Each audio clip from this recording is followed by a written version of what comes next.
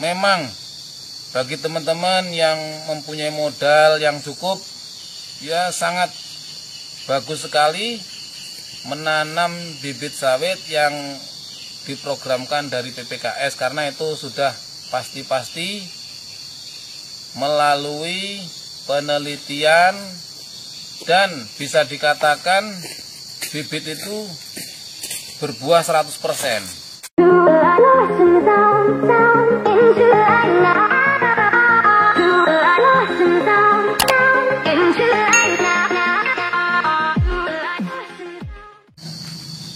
Assalamualaikum warahmatullahi wabarakatuh, sahabat semua dimanapun berada. Salam sehat, salam sukses, salam damai seluruh alam. Jumpa lagi dengan saya Mardiko Ansing.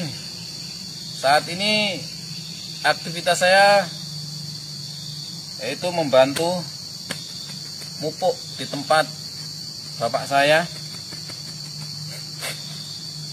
Oke teman-teman, sebelum mupuk sedikit saya akan berbagi cerita buat teman-teman semuanya tentang sawitnya bapak saya ini.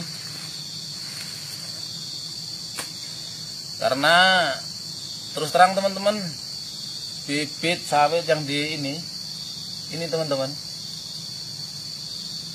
ini bukan bibit dari PPKS, karena zaman dulu itu belinya bibit itu cuman di kantongin ataupun kampilan. Pada waktu zaman dulu bibit sawit itu kurang lebih harganya sekitar 100, kalau enggak 150.000. Itu dulu teman-teman. Itu bibit datangnya dari Medan teman-teman. Ya. Jadi kalau orang sekarang bilang itu katanya bibit itu kalau bukan bibit PPKS itu bibit abal-abal. Tapi ini berbicara fakta teman-teman. Walaupun toh ini bukan bibit PPKS, tapi kualitasnya menurut saya bagus sekali. Karena rata-rata dalam sekali manen itu piro biasa nih, Mit? Saiki terak ya. 17. Kalau sekarang ini karena buahnya bisa dibilang berkurang atau trek, jadi ya sekitar 15, 17 itu teman-teman. Tapi pada intinya teman-teman, bukan istilahnya saya menganjurkan untuk menanam bibit yang bukan dari PPKS, itu bukan. Memang bagi teman-teman yang mempunyai modal yang cukup, ya sangat bagus sekali menanam bibit sawit yang diprogramkan dari PPKS, karena itu sudah pasti-pasti melalui penelitian dan bisa dikatakan bibit itu berbuah 100%. Tapi bedanya dengan bibit yang dikatakan bibit abal-abal teman-teman, bibit abal-abal itu bukan bibit PPKS maksudnya. Itu kalau kita menanam 250 batang, belum tentu dia itu bisa berbuah semuanya. Terkadang ada yang berbuah cengkeh, terus terkadang ada yang cuman bunga jantan terus itu teman-teman. Jadi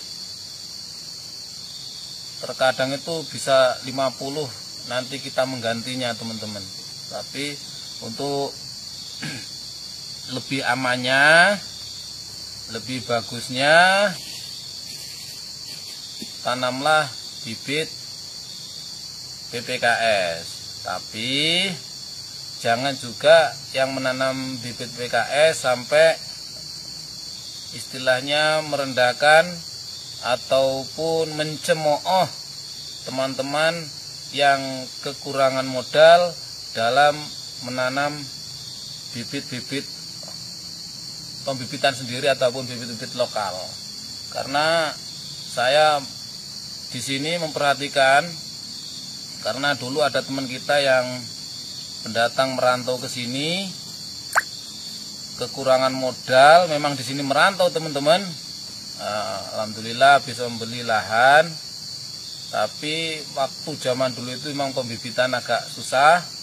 Akhirnya dia berinisiatif itu mengambil bibit tumbuhan sawit yang tumbuh di pinggir-pinggir jalan teman-teman. Tapi nyatanya teman-teman, buahnya bagus, besar-besar dan berat-berat teman-teman. Kadang 3 itu udah 1 timbangan, 3, 4 itu udah 1 timbangan teman-teman. Ini fakta teman-teman. Tapi yang ingin saya sampaikan di sini bagi teman-teman yang sudah menanam bibit PPKS, jangan sampai mencemooh, merendahkan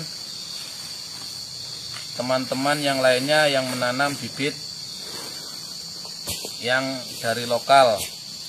Dan bagi teman-teman yang menanam bibit lokal, jangan berkecil hati, karena mungkin dari situlah teman-teman nanti bisa mendapatkan rezeki ataupun tambahan modal dari penanaman bibit yang lokal itu, sehingga bisa membeli bibit PPKS. Ini teman-teman, sawit ini ditanam tahun 1997, 98, pokoknya 97, 98. Karena saya datang ke sini itu dulu tahun 98 akhir, ini masih ditanam, baru mulai istilahnya sawit itu baru mulai membuka daunnya. Berarti saya perkirakan ini sekitar tahun 97 teman-teman. Berarti kalau sekarang ini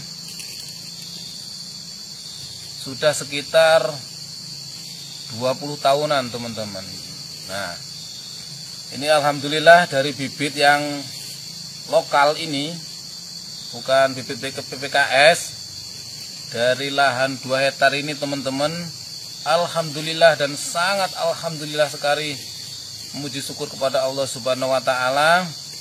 Dari modal 2 hektar ini, orang tua saya bisa mengembangkan, alhamdulillah, kurang lebihnya saya 2 hektar, 1, kamu piramid 1 atau 1 lebih, 1/4, kurang lebihnya sudah 6 hektar kalau enggak 7 hektar teman-teman. Jadi saya sangat bersyukur sekali dengan modal 2 hektar ini, orang tua bisalah memberikan sedikit tanah kepada anak-anaknya.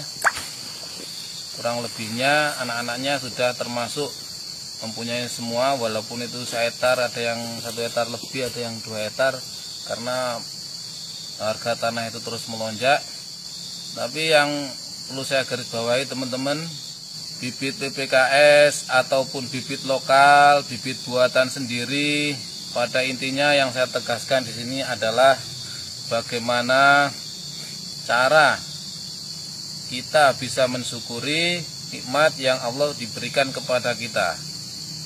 Karena walaupun bibit PPKS setiap 15 hari sekali manen kita 5 ton, tapi rasa syukur di hati ini tidak ada kepada Allah Subhanahu wa taala. Yang ada itu hanya selalu kurang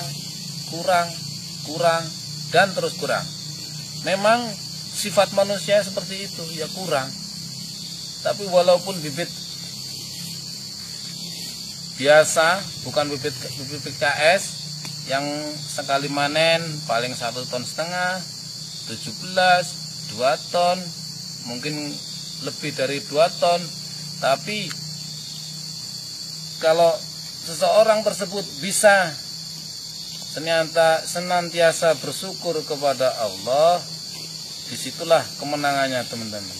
Karena dengan syukur itu yakinlah di hati akan selalu tentram, tenang, dan pastinya Allah akan memberi rezeki yang lebih.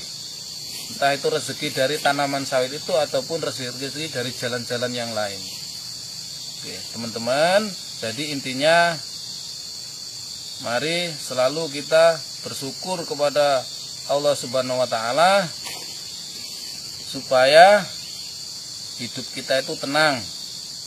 Dan dengan kita bersyukur, mudah-mudahan Allah selalu menambahkan rezeki kita entah dari jalan mana saja. Oke teman-teman, kurang lebihnya mohon maaf. Sampai jumpa di konten Mardi Kuansing selanjutnya. Assalamualaikum warahmatullahi wabarakatuh.